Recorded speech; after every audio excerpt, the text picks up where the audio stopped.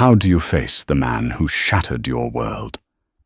Alina Vesper's ex-husband, Adrian Vale, cast her aside for a glamorous model, believing he'd left her broken and forgotten.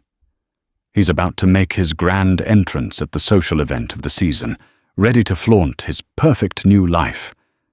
But he's forgotten one small detail: Alina. And she's not just coming back. She's arriving pregnant with his secret child, and on the arm of a reclusive billionaire who holds Adrian's future in the palm of his hand. This isn't just revenge, it's a reckoning. Before we begin, take a moment and comment your city below. It's always fascinating to see where everyone is tuning in from around the world. Now, let's dive in. The reflection staring back at Alina Vesper from the rain-streaked window of her small apartment wasn't the woman she recognized, but a ghost. A ghost of a life she once lived, a life of sun-drenched afternoons on the Amalfi Coast, and the hollow clink of champagne glasses at galas that blurred into one another. That woman had been Mrs. Adrian Vale, a title that had felt both like a shield and a cage. Now, she was just Alina. And Alina was tired. Her bones ached with a weariness that had nothing to do with the pregnancy she was hiding from the world, and everything to do with the man who had put it there. 6 months.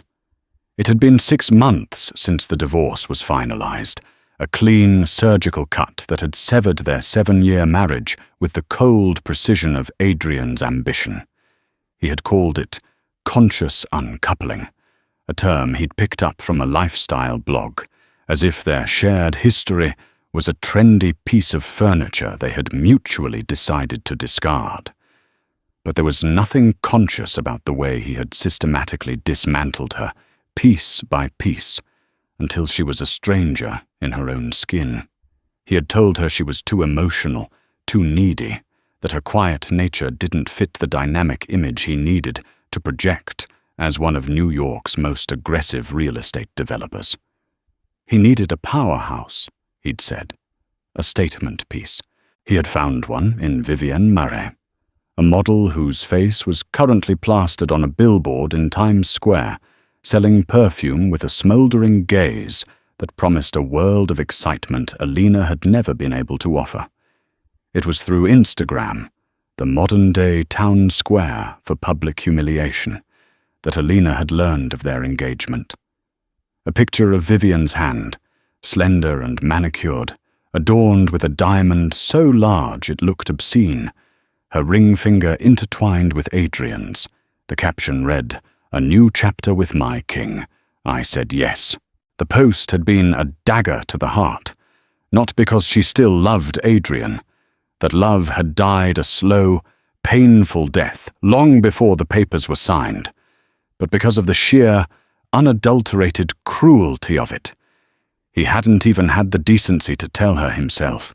He had simply moved on, erasing her as if she were a rough draft of a life he was now perfecting with a new, upgraded model. The comment section was a sea of fawning congratulations from his sycophantic circle, the same people who had once called Alina their friend. They gushed about how perfect Adrian and Vivienne were together, how they were a power couple, a term that made Alina's stomach churn. Her hand went instinctively to her belly, a gentle, protective gesture. The small, burgeoning curve was the only thing that was truly hers. A secret, a complication, a tiny fluttering heartbeat that was both a blessing and a terrifying burden. She had found out 2 weeks after Adrian had left, the irony so bitter it had made her laugh until she cried. He had always been ambivalent about children, claiming they were a distraction, a lifestyle anchor that would slow him down. He didn't want to be tied down, and now here she was, tied to him in the most irrevocable way possible, and he had no idea. Her apartment, a cozy 1-bedroom in a pre-war building in the West Village, was her sanctuary. It was a world away from the sterile, glass and chrome penthouse she had shared with Adrian, a place that had always felt more like a showroom than a home. Here, the walls were lined with books, the furniture was soft and worn, and the air smelled of old paper and the lemon tea she drank to soothe her morning sickness. It was small, but it was hers, paid for with the modest settlement Adrian's lawyers had deemed generous. It was just enough to keep her from being destitute, but not enough to maintain the life he had taught her to lead. It was, she knew, a calculated move. He wanted her gone, but not so far gone that she might become a problem. He wanted her to disappear quietly. Tonight was the annual Starlight Gala, a glittering charity event that was the crown jewel of the New York social season. She and Adrian had attended every year of their marriage. It was a night of performance, of networking disguised as philanthropy, a stage where Adrian shone his brightest. She knew he would be there with Vivian, parading her like a trophy. The thought of it sent a fresh wave of nausea through her. And this time, it had nothing to do with the baby. A notification lit up her phone screen. It was an email from the event organizers, a generic reminder about the gala. Her name was still on the list, a forgotten relic of her past life. She had been about to delete it when an idea, small and dangerous, began to take root in her mind. Why should she be the one to hide? Why should she be the one to shrink into the shadows while he celebrated his new life on the ashes of their old one? The power imbalance had always been the unspoken third party in their marriage. He was the sun, and she was expected to be a pale, reflecting moon. He had controlled the money, the friends, the narrative. He had convinced her that she was nothing without him, that her quiet strength was a weakness. But the past 6 months of solitude had taught her otherwise. She had started painting again, her canvases filling with the vibrant colors that had been muted for so long. She had reconnected with old friends, the ones who had known her before Adrian, the ones who saw her, not as an accessory, but as Alina. And then there was the baby. This tiny, secret life growing inside her had ignited a fierce, protective instinct she never knew she possessed. It wasn't just about her anymore. She had to be strong for them. She looked at her reflection again, but this time she saw something different.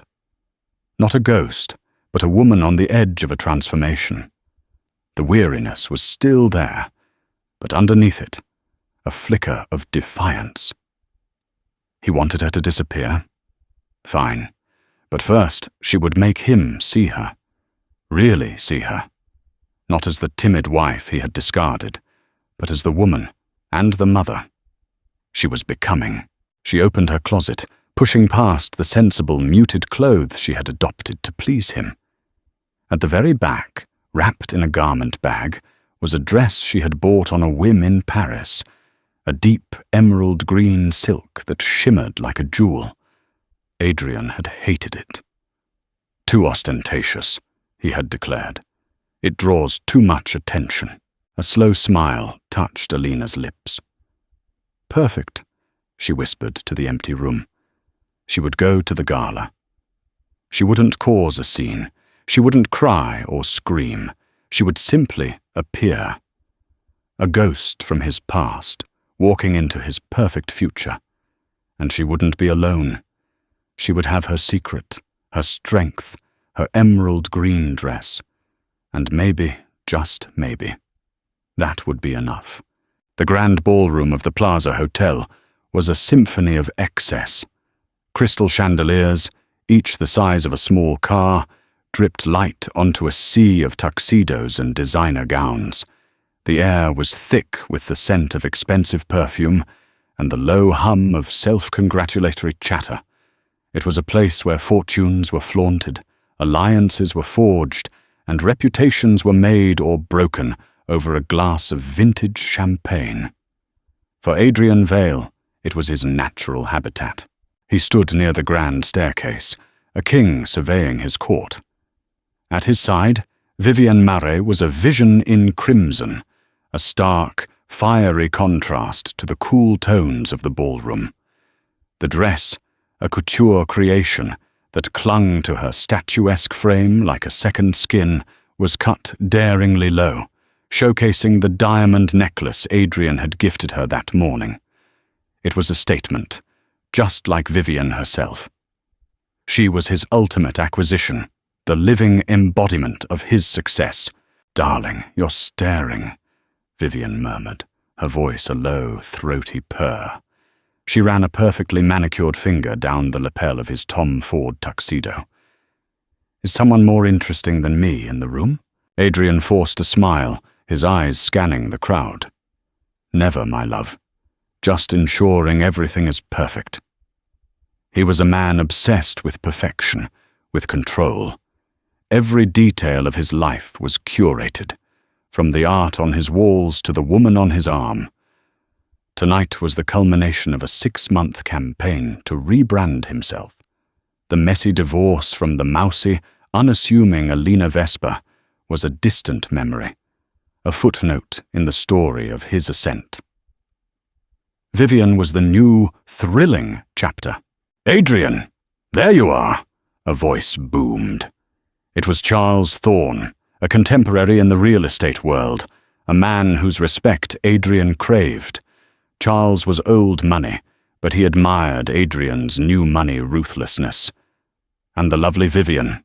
You two are the talk of the town. That ring," Vivian preened, extending her hand for Charles to admire. "Adrian has exquisite taste," she said, her eyes flicking to Adrian, a silent reminder of her value. "He certainly does," Charles agreed, his gaze lingering on Vivian a moment too long. "Big night for you, Adrian. I hear the final bids for the Hudson Yards project are due next week. Rumor is you're the front runner." "We're confident," Adrian said, his voice smooth as polished marble. It was the biggest deal of his career, a legacy-defining project that would cement his place at the top of the New York real estate food chain. Everything was riding on it. His public image, his relationship with Vivienne, his entire future. It was all tied to this deal. The conversation drifted to market trends and zoning laws, a language Adrian spoke with fluent, predatory grace. Vivienne, for her part, played the role of the adoring fiancée perfectly, nodding at the right moments, her smile never faltering. But beneath the surface, she was bored. This world of men talking about money was a means to an end. The end was the lifestyle, the security, the envy of other women. She had climbed her way out of a working-class neighborhood in Queens, using her face and her body as currency. Adrian Vale was her biggest score yet, and she had no intention of losing him. As Adrian held court, his mind drifted, unbidden, to Alina. He felt a pang of something he refused to name. Not guilt, but an annoying, lingering inconvenience. He had expected her to crawl into a hole and disappear. He had paid her off, washed his hands off her. And yet, he couldn't shake the feeling of a loose thread. Their last conversation had been sterile, conducted through lawyers. He had never had to face the raw, human cost of his decision. He had simply moved on. He remembered her in this ballroom 2 years ago. She had worn a simple navy dress, elegant but understated. She had spent most of the night by the dessert table, talking to one of the waiters about his family in Ecuador. She had a way of connecting with people, a genuine warmth that he had once found endearing and later suffocating. It was a quality that had no value in his world. It was a liability. "Is everything all right, Adrian?" Vivian asked, her voice sharp, cutting through his reverie. "You seem a million miles away." "Just thinking about the deal," he lied smoothly, taking a sip of his champagne. "The pressure is immense." "Well, you have me to help you relax later," she whispered, her hand sliding from his arm down to the small of his back, a possessive, promising gesture. It was then that a subtle shift occurred in the room's atmosphere. A ripple of whispers started near the entrance, spreading like a wave through the crowd. Heads turned, conversations paused. Adrian, his senses attuned to the social currents of the room, felt it instantly. A new player had entered the game. He followed the line of sight of the other guests, and his blood ran cold. Standing at the top of the grand staircase, bathed in the light of the chandeliers, was Alina Vesper. But it wasn't the Alina he remembered. The mousy, apologetic woman who seemed to shrink in on herself was gone. In her place stood a queen. The emerald green dress was a slash of vibrant, defiant color in the sea of muted tones. It clung to her curves, curves that were fuller, more womanly than he remembered. Her hair, which she used to pull back in a severe bun, cascaded over her shoulders in soft, honey-blonde waves. Her face, free of the heavy makeup he had always insisted she wear, was luminous, her eyes clear and bright. She looked powerful. For a heart-stopping moment, Adrian couldn't breathe. It was as if a ghost had walked into the room, but a ghost more vibrant and alive than anyone there. Vivian stiffened beside him, her perfectly manicured nails digging into his arm. "Who is that?" she hissed, her voice laced with venom. Adrian couldn't answer. He was transfixed. Alina's eyes swept across the room, a calm, unhurried survey. She wasn't looking for him. She didn't seem to be looking for anyone. She was simply arriving. And then he saw who was with her. Descending the stairs just behind her, his hand resting lightly on the small of her back, was Gabriel Ashford. Not Charles Thorne, the real estate contemporary, but his uncle. The Gabriel Ashford. The reclusive, enigmatic billionaire who had built an empire designing and selling private jets to the world's elite. A man so wealthy and powerful, he made Adrian look like a small-time landlord. Gabriel Ashford didn't attend social events. He didn't court the press. He was a legend, a myth, a man who operated in a stratosphere so far above Adrian's, it was barely conceivable. And he was with Alina. The sight was a physical blow. Adrian felt the air leave his lungs, the carefully constructed facade of his perfect life cracking under the weight of this single, impossible image. Alina, his discarded, forgotten ex-wife, was not just here. She was here with a man who could ruin him with a single phone call. The power imbalance, the one he had so carefully cultivated and exploited in his marriage, had just been flipped on its head in the most public and spectacular way imaginable. The whispers in the room grew louder, turning from curious to frenzied. Who was she? What was she doing with Gabriel Ashford? Adrian could feel hundreds of pairs of eyes on him, the collective gaze of the world he had worked so hard to conquer. They were all waiting to see what he would do, and for the first time in his life, Adrian Vale had no idea. The king was in his castle, but his fortress had just been breached, and the ghost of his past was about to hold him accountable. Alina's heart was a frantic drum against her ribs. Each step down the marble staircase felt both terrifyingly slow and dizzyingly fast. The sea of faces below blurred into a kaleidoscope of judgment and curiosity. She could feel their stares, their whispers dissecting her, trying to place her in their rigid social hierarchy.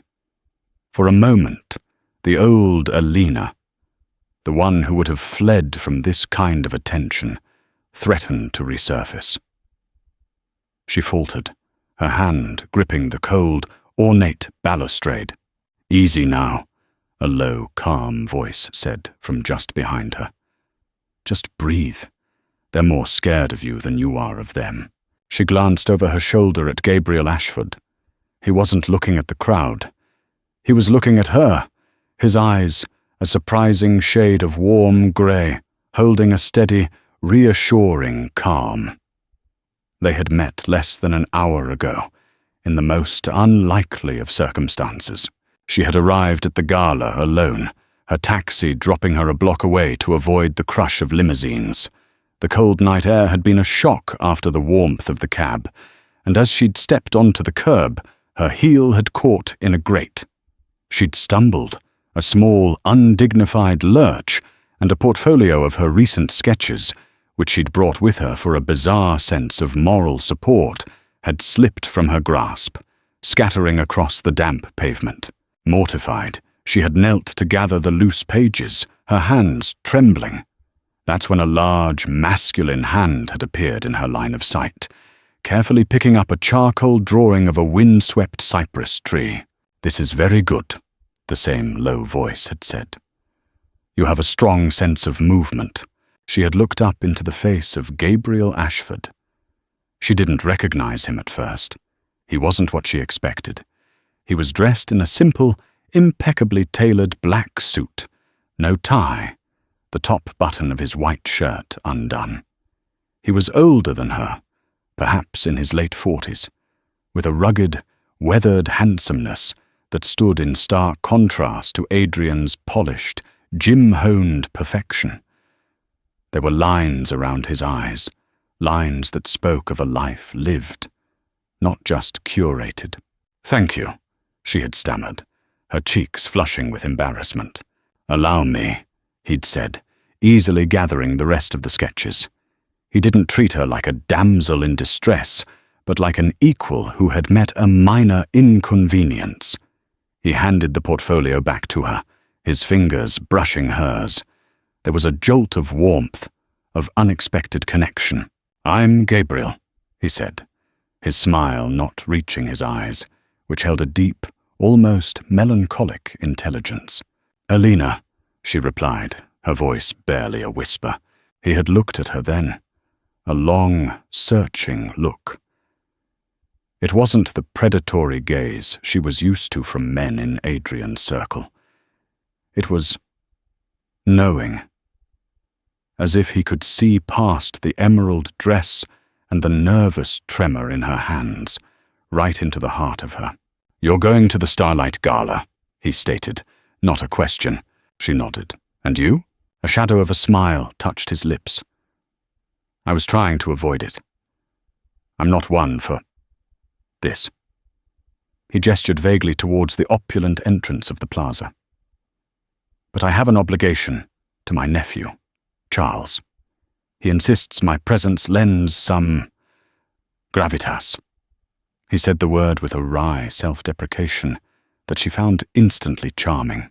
"I understand," she said, and she truly did. "I'm not one for this either." "Then why are you here, Alina?" he asked, his gaze direct, cutting through the pretense. The question hung in the air between them. She could have lied, could have offered a polite, meaningless excuse. But something about him, his quiet intensity, his lack of judgment, made her want to tell the truth. "I'm here to remind myself that I exist," she said, the words coming out with more force than she intended. He nodded slowly, a flicker of understanding in his grey eyes. A worthy cause. He glanced from her face to the entrance, then back again. No one should have to fight that battle alone. "Would you allow me to escort you?" The offer was so unexpected, so absurd, that she almost laughed. Gabriel Ashford, the billionaire recluse, offering to be her escort. But it wasn't a pitying gesture. It felt like an alliance, a spontaneous, unspoken pact between two people who felt like outsiders on the inside. I don't think you know what you'd be getting yourself into," she said, thinking of Adrian, of Vivian, of the inevitable explosion. "On the contrary," he said, his voice dropping slightly. "I think I have a very good idea, and I can't think of anything I'd rather do tonight than disrupt the predictable narrative." He offered her his arm. "Shall we?" And so she had taken it. Walking into the plaza on the arm of Gabriel Ashford felt like stepping into an alternate reality. The doormen, who had barely glanced at her when she'd passed them moments before, now bowed their heads in deference. The whispers started immediately.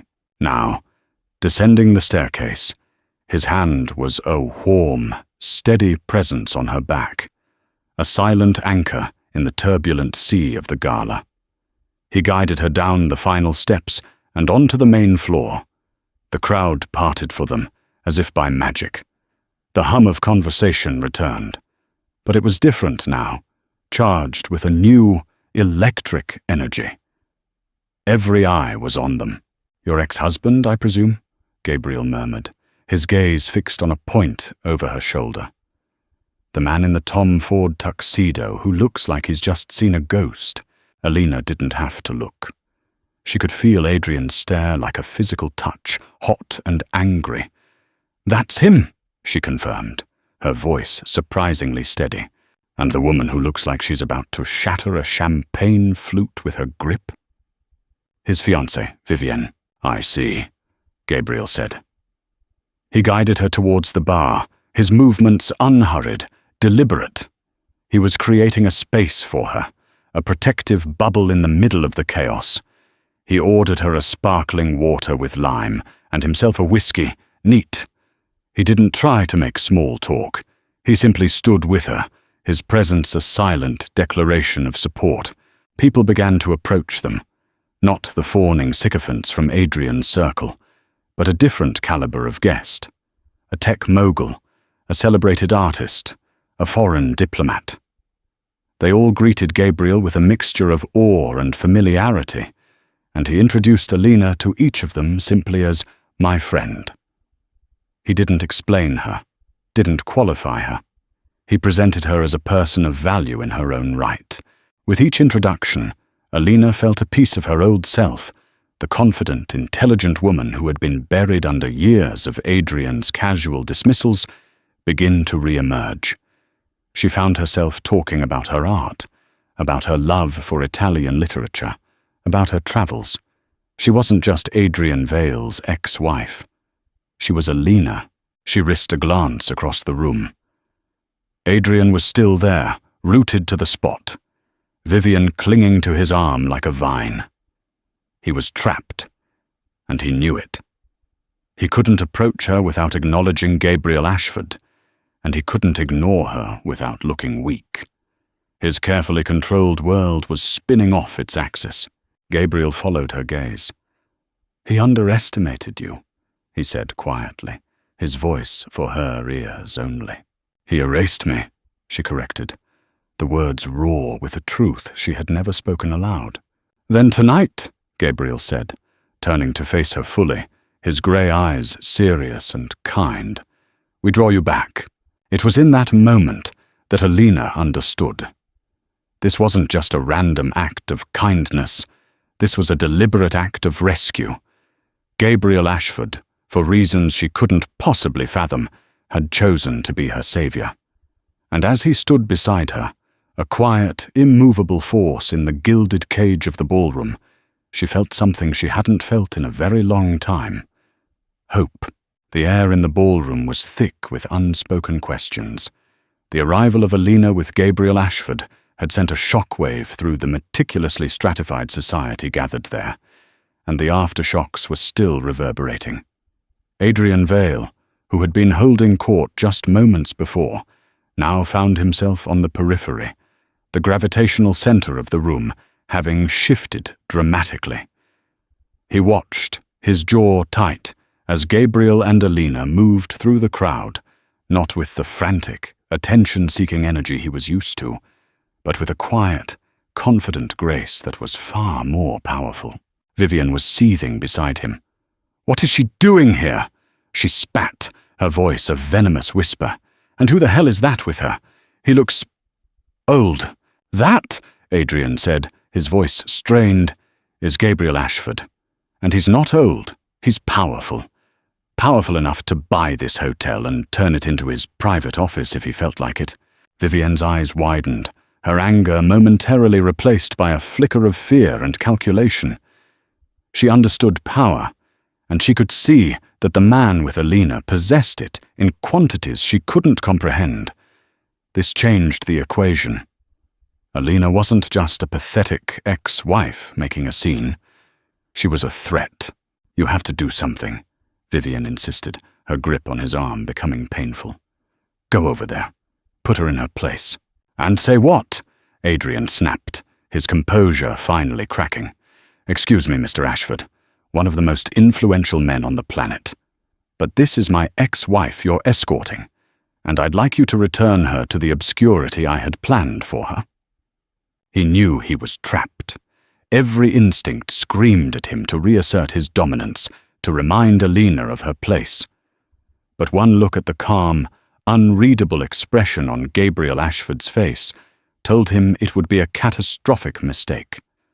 This was a different league, a different game, and he didn't know the rules.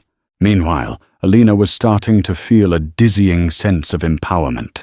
The man beside her was a shield, his reputation so immense that it deflected the petty judgments and malicious gossip that would have otherwise been directed at her.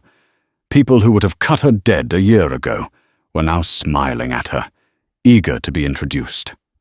She saw them for what they were, moths drawn to a brighter flame. "Are you ready?" Gabriel murmured, his voice a low rumble near her ear. "Ready for what?" she asked, her heart beginning to pound again. "To face the dragon in his den," he said, his gaze flicking towards Adrian. "It's inevitable. Better to do it on our terms than his." She took a deep breath, the air tasting of champagne and fear. He was right. Hiding in the corner was a temporary reprieve. The real test was yet to come. She gave him a small, determined nod. "On our terms." With a steadying hand on her back, Gabriel began to walk, not away from Adrian, but directly towards him. It was a slow, deliberate advance, and with each step, the ambient noise of the ballroom seemed to fade, the crowd parting before them. It felt like a scene from a movie, a high-stakes showdown in the heart of enemy territory. Adrian saw them coming, and a primal rage, hot and possessive, surged through him.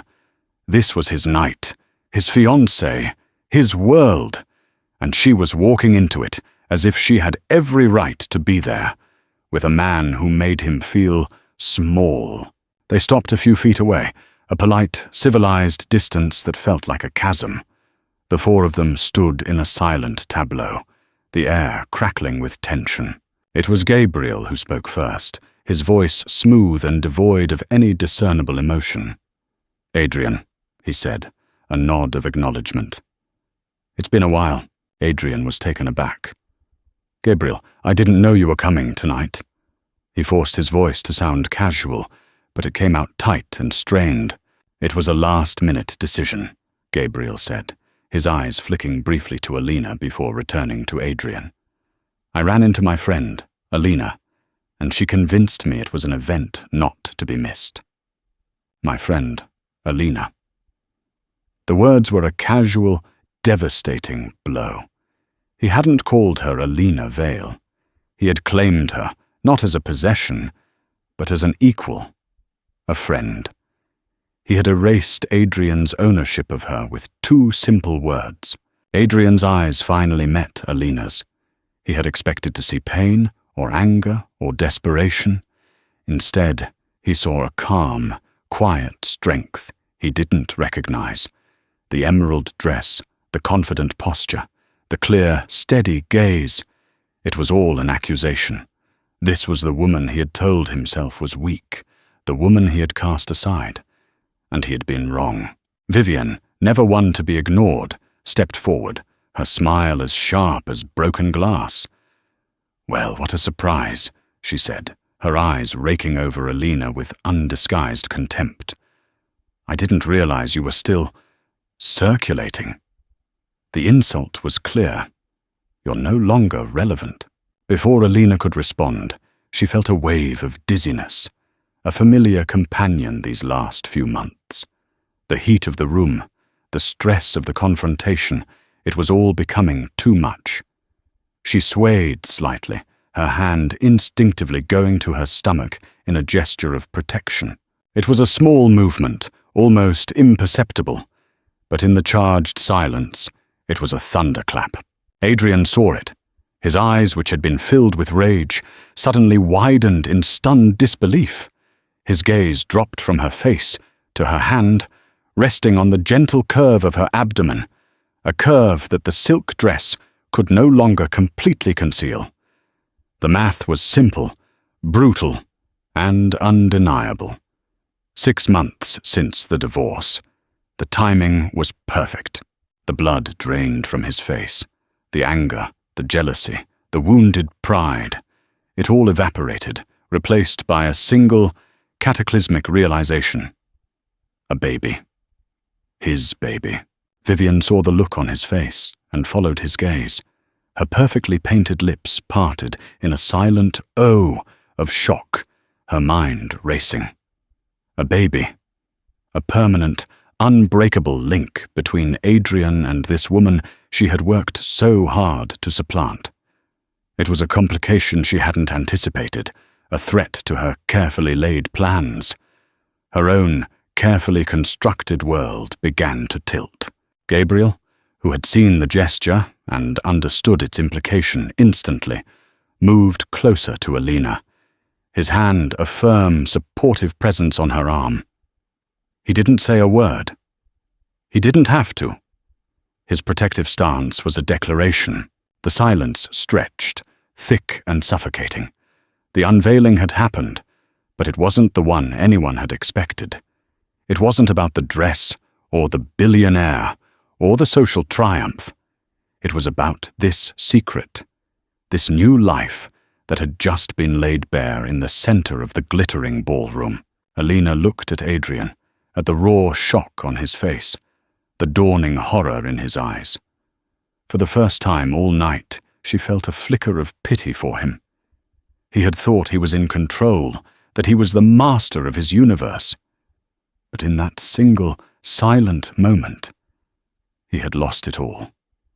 He had discarded the most precious thing he ever had, and he hadn't even known it. She had come here tonight to remind him that she existed. But she had done so much more.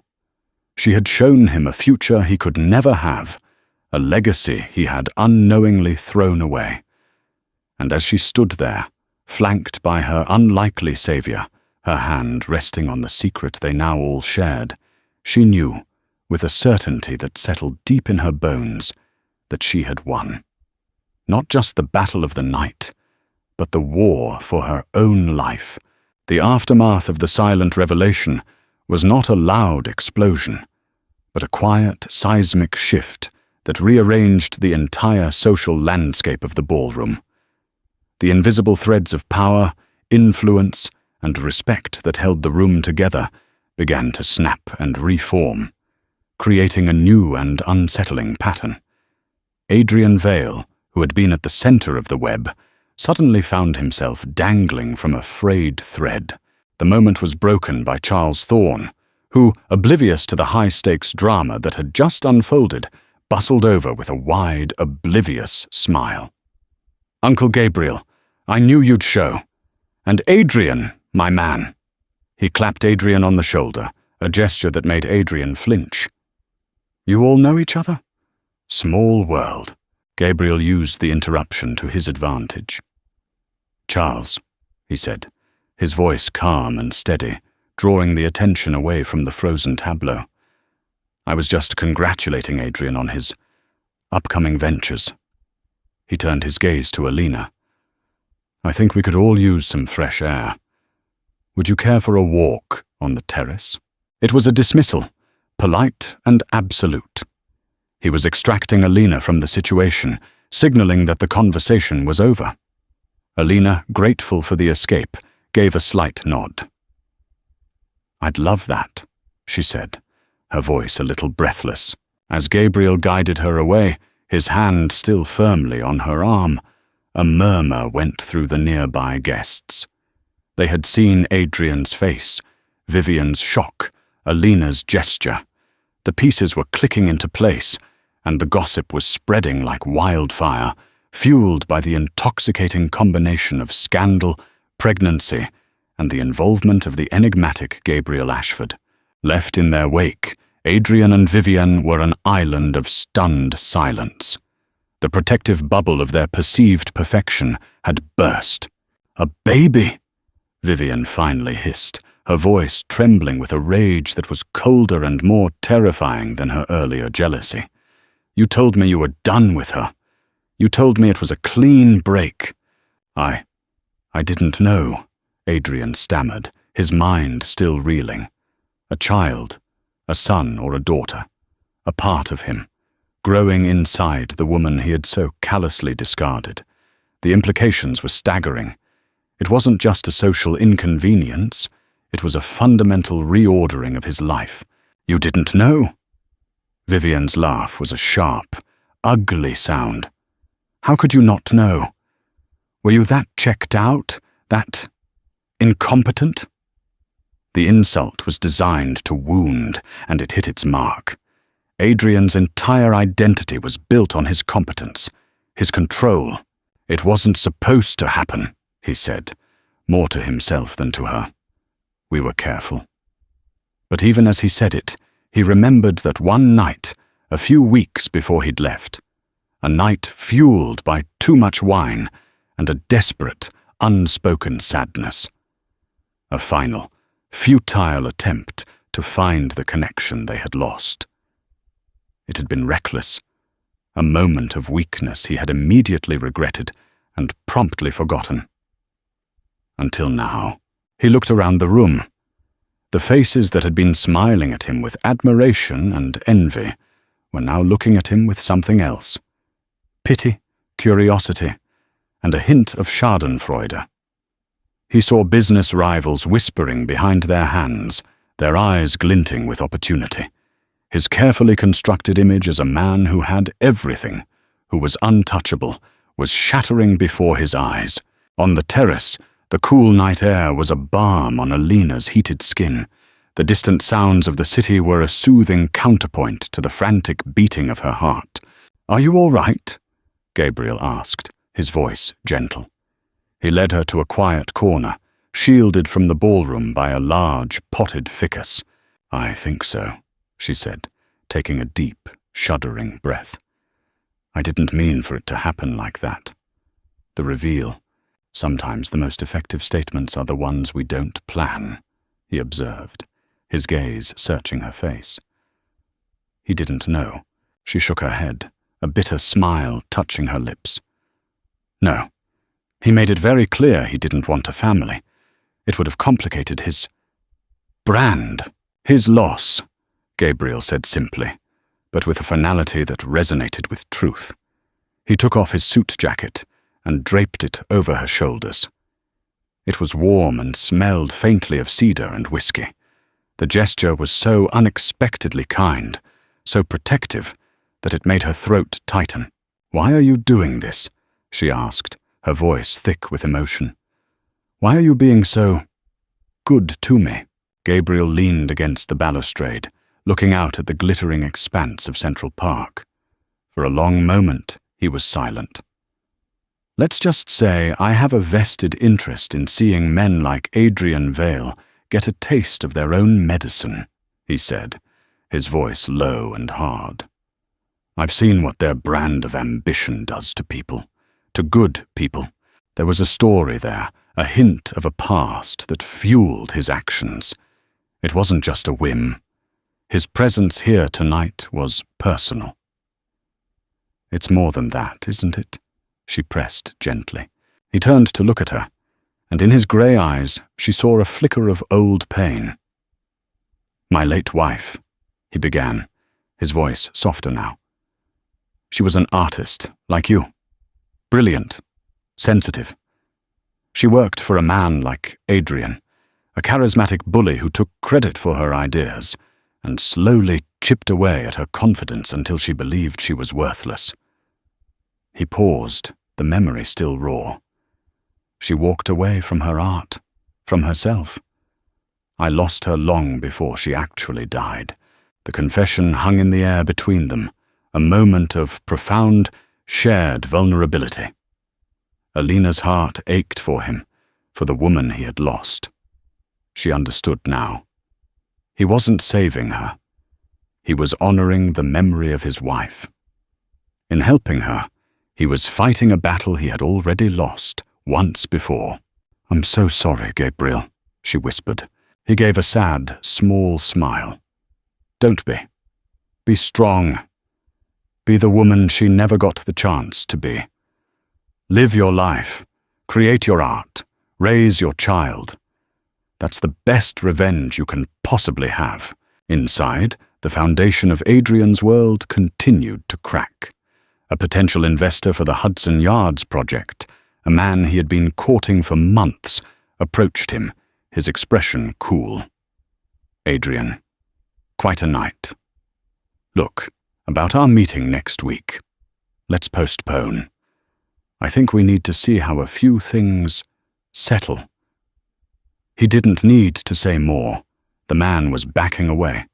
The scandal, the perceived instability, the connection to Gabriel Ashford, it made Adrian a risky bet. Adrian watched him walk away, a cold dread seeping into his bones. He had built his empire on an illusion of invincibility.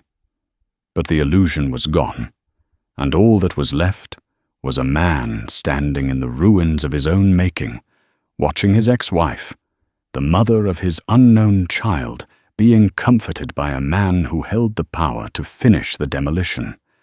The power imbalance had not just been flipped, it had become a landslide, and Adrian was on the wrong side of it. In the days that followed the gala, a strange quiet descended upon Alina's life, a stark contrast to the storm she had unleashed. The expected deluge of calls from gossiping acquaintances and the prying press never came. It was as if a protective, invisible shield had been erected around her.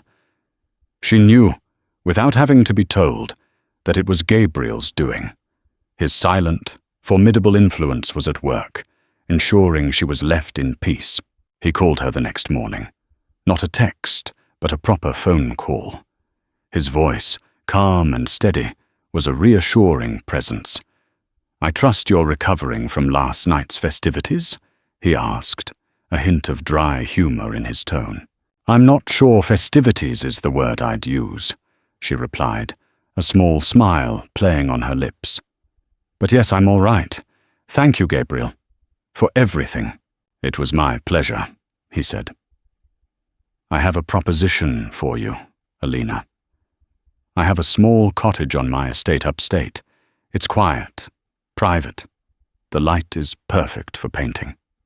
I thought you might like to use it for a while, to get away from the city, to work, to breathe." The offer was overwhelming in its generosity. A cottage on a billionaire's estate. It sounded like something out of a fairy tale. I don't know what to say," she stammered. "That's too much." "Nonsense," he said firmly, but kindly. "The place is empty, and frankly I'd enjoy the company. The grounds are extensive. You wouldn't have to see me at all if you didn't wish to." There was a pause. Think of it as an artist's residency. No strings attached. She knew she should refuse, that it was too great an imposition. But the thought of escaping the city, of being surrounded by nature, of having a safe, quiet place to process everything and prepare for the baby, it was an irresistible siren call. "Okay," she said, her voice soft.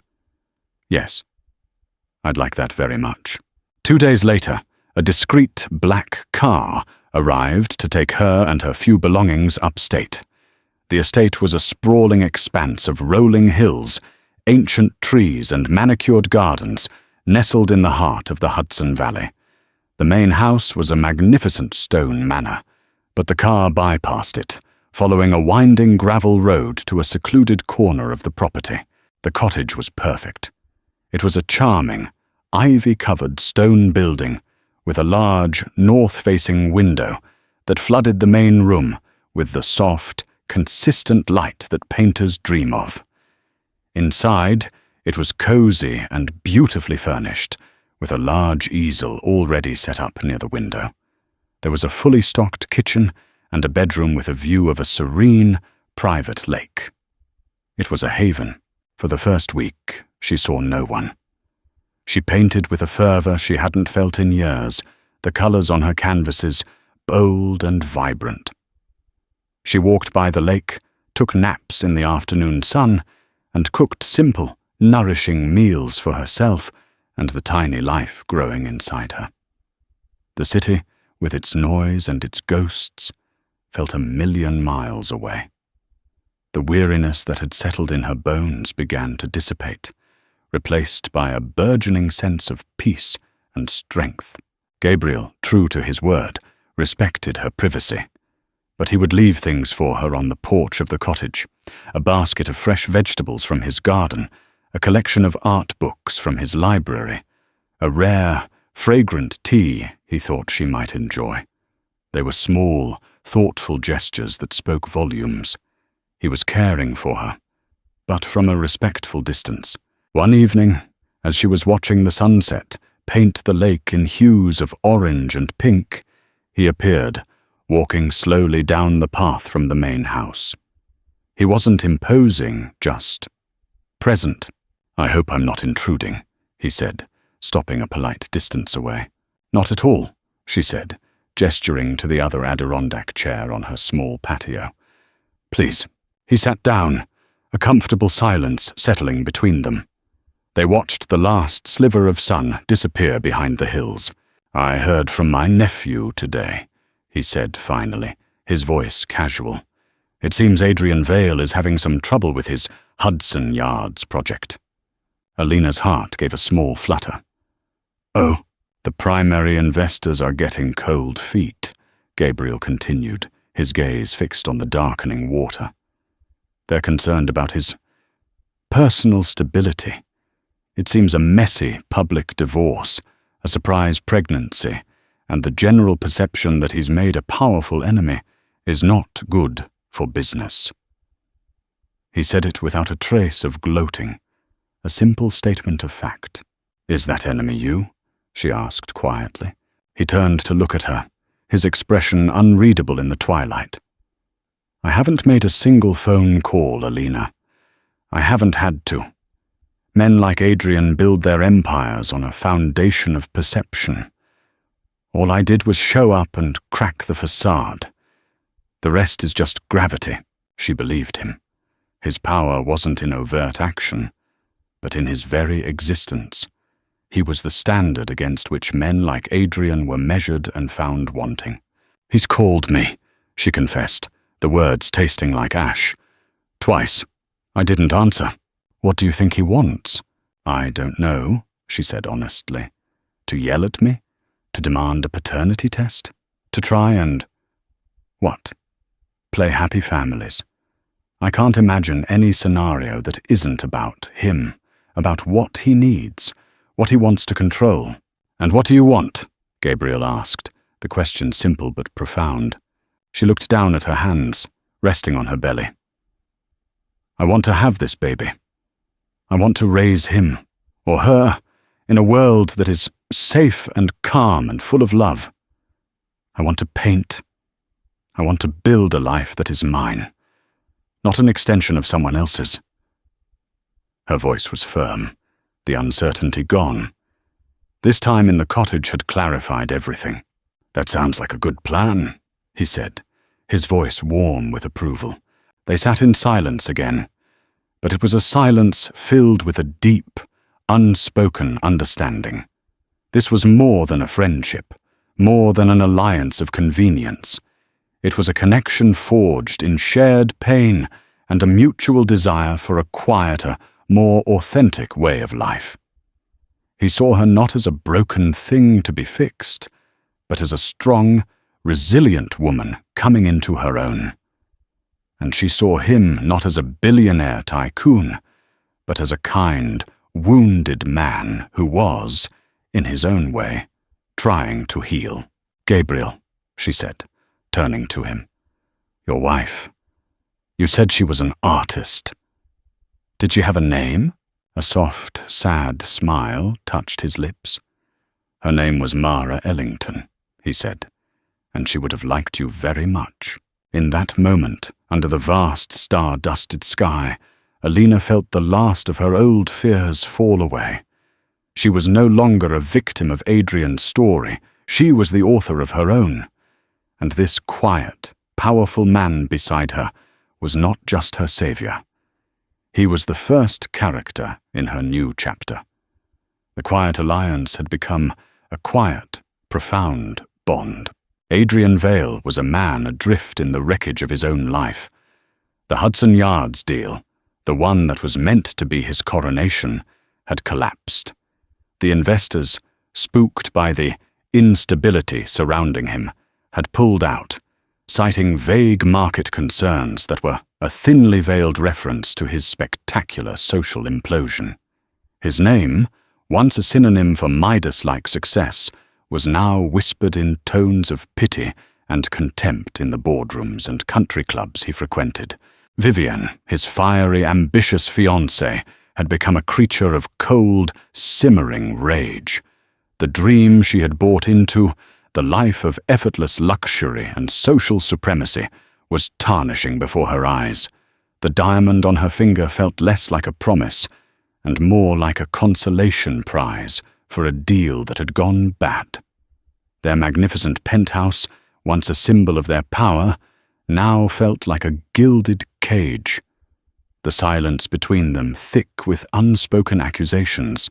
But it wasn't the loss of the deal or Vivienne's fury that haunted Adrian's sleepless nights. It was the image of Alina standing on the staircase in that emerald dress, her hand on her belly. His child, a life he had created and abandoned without a thought. He had tried to rationalize it, to frame it as a problem to be managed. He had his lawyers draft letters, demand paternity tests, offer settlements. But Alina had refused to engage. His calls went to voicemail. His emails were unanswered. His lawyers were met with a polite but impenetrable wall of silence from a legal team he soon discovered was being paid for by Gabriel Ashford. The lack of control was driving him mad. He, Adrian Vale, who had orchestrated every aspect of his life with ruthless precision, was now utterly powerless. He was shut out, ignored, rendered irrelevant in the most important event of his life. Desperation clawed at him, a raw, unfamiliar emotion. He had to see her. He had to talk to her, to understand, he didn't even know what. Reclaim something? Apologize? The motives were a tangled mess in his head, a toxic cocktail of ego, regret, and a strange nascent flicker of paternal instinct. He found out where she was from a disgruntled former gardener at the Ashford estate, a man who was happy to trade information for a thick envelope of cash. The knowledge that she was living under Gabriel's protection in a cottage on his land was another dagger to his already wounded pride. He drove upstate on a grey, drizzly afternoon, the weather a perfect match for his mood. He didn't have a plan. He was operating on pure, unadulterated impulse, a way of being he had long ago disdained in others. He bypassed the main gate, parking his car on a side road and cutting through the woods, feeling like a common trespasser. He found the cottage easily, a plume of smoke curling from its chimney.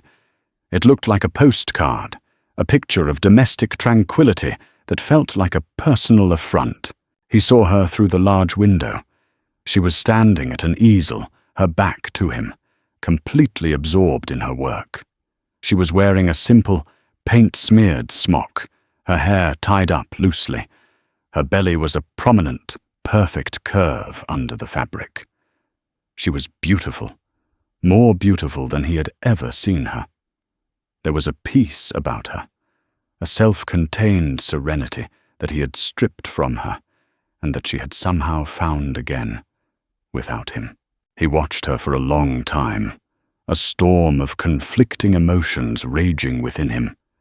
He saw the woman he had married, the quiet, gentle soul he had once loved before his ambition had poisoned everything. He saw the woman he had broken, and the woman who had risen from the ashes. And he saw the mother of his child. Finally, he stepped out of the woods and onto the path. The crunch of his shoes on the gravel made her turn. Her eyes widened. not with fear, but with a weary, profound disappointment. She wasn't surprised to see him. She seemed to have been expecting this final, desperate act. She didn't invite him in.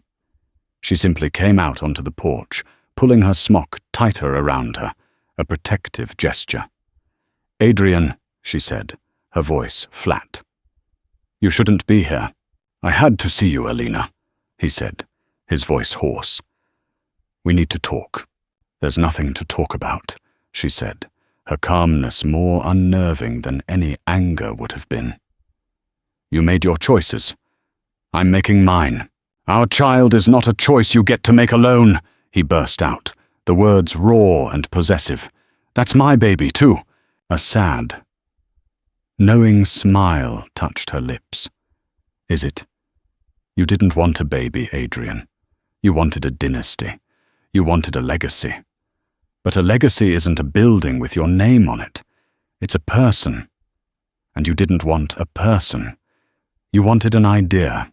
Her words were like razors, stripping away his self-delusions, laying his pathetic motives bare. "I made a mistake," he whispered, the admission costing him everything. "A terrible mistake."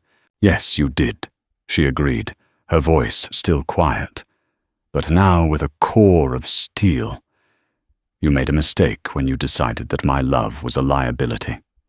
You made a mistake when you thought you could discard me like a piece of old furniture. And you made a mistake when you thought your money could fix everything."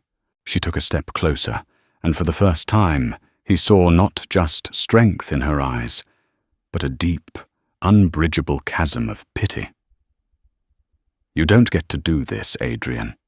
You don't get to wreck my life and then show up when you're lonely and demand to be a part of the one good thing that came out of the wreckage.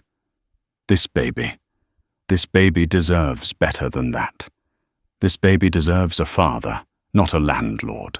Every word was a nail in the coffin of his old self. He had come here for a reckoning, and he was getting one. But it wasn't the one he'd envisioned. He had thought he would be the one making demands, setting terms. Instead, he was the one being judged, and he was being found wanting. "What do you want from me?" he asked, his voice breaking. "Money? A contract? Name it." "I want you to leave," she said simply. "I want you to go back to your life, to Vivian, to your glass penthouse, and I want you to leave us alone. That is all I have ever wanted." It was then that another figure appeared, walking down the path from the main house. Gabriel Ashford. He wasn't hurrying. He wasn't angry. He simply walked up and stood beside Alina, a silent, immovable presence. He placed a hand on her shoulder, a gesture of quiet, solid support. He looked at Adrian, his grey eyes holding no malice, only a final, profound dismissal. Adrian looked from Alina's resolute face to Gabriel's protective stance. He saw their quiet alliance, the deep, unspoken bond between them. He saw the life they were building here, a life of peace and art and genuine affection, a life that had no room for him. He had lost. He had lost it all. The deal, the respect, the woman he had never truly appreciated, and the child he would never get to know. The realization was a physical blow, knocking the air from his lungs, bringing him to his knees on the damp gravel path. This was his reckoning. Not a fight, not a negotiation, but a quiet, devastating moment of clarity. He was the ghost now, the irrelevant figure from a past that had moved on without him. He looked up at the woman he had wronged, the mother of his child, and in her eyes he saw not hatred, but a final, heart-breaking release. She was finally free of him, and he was utterly, irrevocably alone. 6 months later, the first snow of the season was falling, blanketing the Hudson Valley in a layer of pristine white. From the large window of her cottage, now officially her home, Alina Vesper watched the fat, lazy flakes drift down, her newborn son, Elias, sleeping soundly in her arms. He was perfect. He had her quiet nature, and, she had to admit, a shock of dark hair that was pure Adrian. But looking at him, she felt no bitterness, only a profound, overwhelming love. The cottage had become her world, a sanctuary of creation and new life.